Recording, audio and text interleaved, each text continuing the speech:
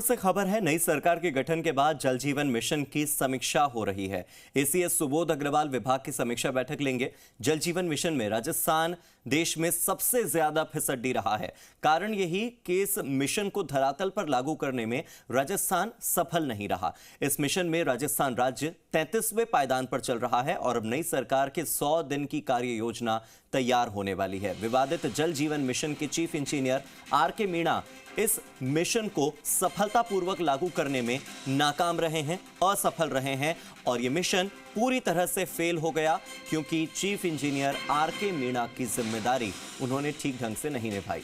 जल जीवन मिशन पर घोटाले के आरोप लगते रहे, प्रवर्तन निदेशालय के छापे पड़ते रहे, ईडी की ओर से कार्रवाई होती रही।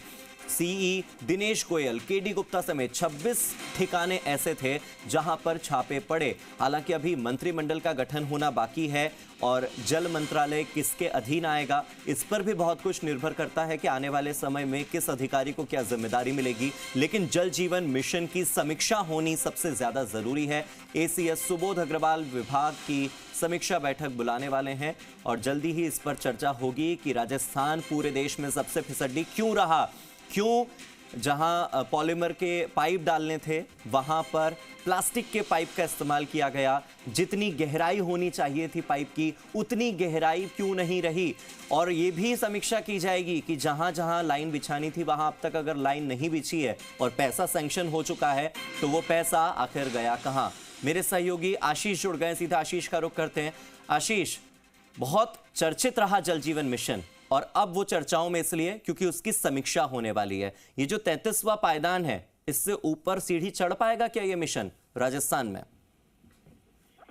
देखिए, यही सवाल लगातार पिछले समय से बना हुआ है क्योंकि राजस्थान में जिस तरीके से जल जीवन मिशन लगातार फिसड्डी रहा है, 2 चीफ इंजीनियर्स भी बदले, लेकिन इसके बावजूद भी ये अभियान पूरी तरीके से विफल रहा है, जिसको लेकर आज समीक्षा मीटिंग लेंगे एसीएस सुबोध अग्रवाल। और जिस तरीके से तमाम जो फर्में हैं, तमाम जो प्रोजेक्ट है, उनको लेकर समीक्षा करेंगे कि आखिरकार उनके क्या हालात है। एक एक परियोजना की समीक्षा करेंगे और उसमें ये जानकारी लेंगे कि आखिरकार कहाँ जो कमी रही है, कहाँ चूक हुई है।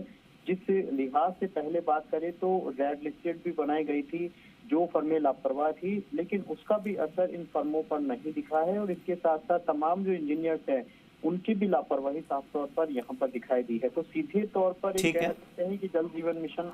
ठीक है आशीष, बहुत बहुत शुक्रिया आपका। आपको सीधे लेकर चलते हैं अब संसद में।